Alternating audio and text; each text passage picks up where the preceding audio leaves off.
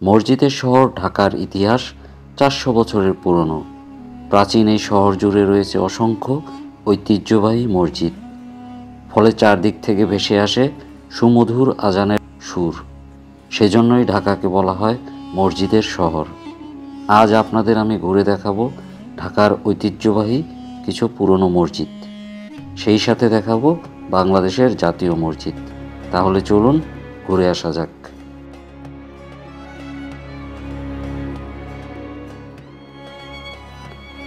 বাইতুল মোকাররম বাংলাদেশের জাতীয় মসজিদ। মসজিদটি রাজধানী ঢাকার প্রাণকেন্দ্র পল্টনে অবস্থিত। এর স্থাপত্য শৈলী অত্যন্ত দৃষ্টিনন্দন। সিন্ধুর স্থপতি আব্দুল হুসেন থারিয়ানি এই মসজিদটির নকশা তৈরি করেন। শুক্রবার 25শে জানুয়ারি 1963 সালে প্রথমবারের মতো এখানে নামাজ পড়া হয়। এই মসজিদটি নির্মাণের উদ্যোগ গ্রহণ করেন বাওয়ানী জুট মিলসের তৎকালীন মালিক বিশিষ্ট শিল্পপতি লতিফ বাওয়ানী ও তার ভাতিজা ইয়াহিয়া বাওয়া। 27শে জানুয়ারি 1960 সালে পাকিস্তান রাষ্ট্রপতি আইয়ুব খান মসজিদের কাজের উদ্বোধন করেন।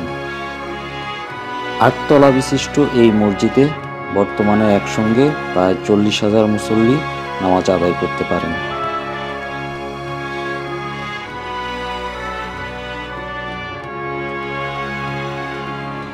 রাজধানী ঢাকার সবচেয়ে পুরনো বিনোদ বিবির মসজিদ। ইতিহাসবিদরা একমত এটিই রাজধানীর সবচেয়ে প্রাচীন মসজিদ এবং প্রাক মোগল যুগের অন্যতম প্রধান স্থাপত্য নিদর্শন।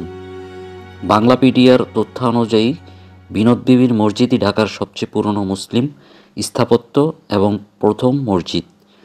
জানা যায় পাঠান রাজা নাসিরউদ্দিন মাহমুদ শাহের আমলে 1456 সালে এটি নির্মিত, যার সাক্ষ্য বহন করছে মসজিদের খোদিত শিলালিপি। বিবির মসজিদটির অবস্থান পুরান ঢাকার নারিন্দায়, যা বর্তমানে ঢাকা দক্ষিণ সিটি কর্পোরেশনের 41 নম্বর ওয়ার্ড ওয়ারী থানার অন্তর্ভুক্ত। 1457 খ্রিস্টাব্দে সুলতান নাসিরউদ্দিন মাহমুদ শাহের শাসনামলে তার কন্যা মুসাম্মত বখত বিনোদ বিবি এটি নির্মাণ করেন। বর্তমানে এই পুরনো মসজিদের সামনেই 6 তলা নতুন বিল্ডিং তৈরি করা হয়েছে।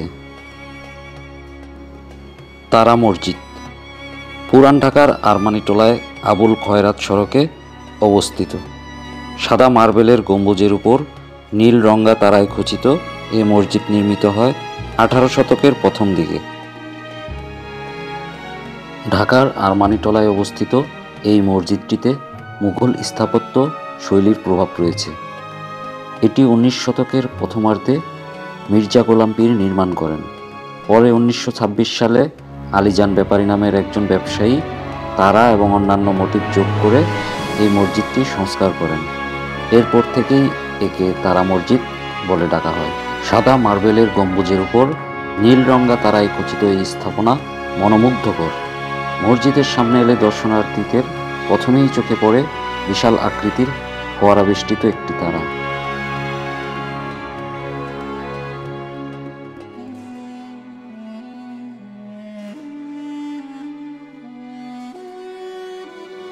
বাংলাদেশের রাজধানী ঢাকা শহরের রমনা এলাকায় অবস্থিত এই প্রাচীন মসজিদটি মুঘল শাসনামলে শাহজাদা আজমের সময়কালে 1679 খ্রিস্টাব্দে এই মসজিদটি নির্মাণ করা হয়। মসজিদটি হাইকোর্টের পিছনে এবং 3 নেতার মাজারের ঠিক পূর্ব পার্শ্বে অবস্থিত। এর চত্বরে হাজী শাহবাজের সমাধি রয়েছে। দৈর্ঘ্যে এই মসজিদটি প্রায় 68 ফুট এবং প্রস্থে 26 ফুট। আর এই সুদৃশ্য মসজিদটিতে রয়েছে 3টি গম্বুজ। এই মসজিদটিকে অনেকে জিনের মসজিদ নামেও চিনে থাকেন।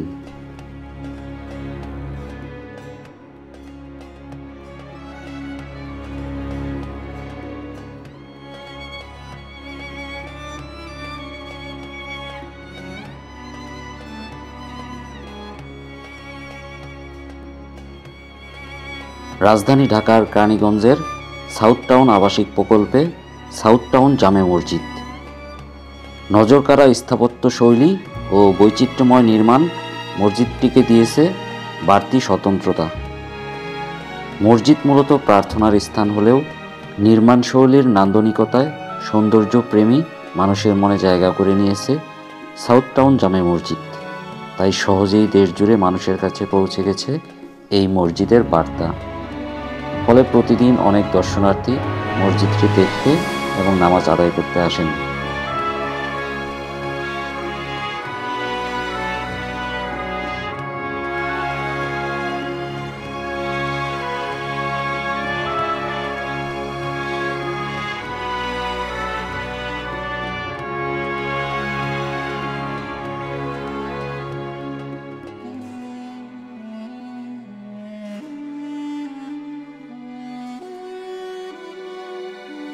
আর মসজিদের অভ্যন্তরে আলো বাতাস প্রবেশের জন্য রয়েছে অসংখ্য জানালা।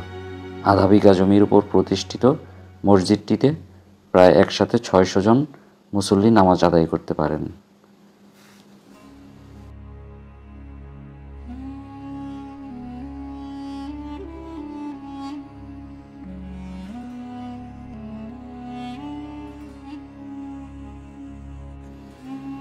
চকবাজার শাহী মসজিদ বাংলাদেশের রাজধানী ঢাকা শহরের পুরান ঢাকা এলাকার চকবাজারে অবস্থিত একটি মুঘল আমলের মসজিদ। মুঘল সুবেদার শায়েস্তা খান এটিকে 1676 খ্রিস্টাব্দে তৈরি করেন। মসজিদে প্রাপ্ত শিলালিপি থেকে এই ধারণা করা হয় এই মসজিদটি সম্ভবত বাংলায় উঁচু প্ল্যাটফর্মের উপর নির্মিত প্রাচীনতম ইমারত স্থাপনা। প্রায় 350 বছরের পুরনো স্থাপনা ঢাকার এই চকবাজারের শাহী জামে মসজিদ।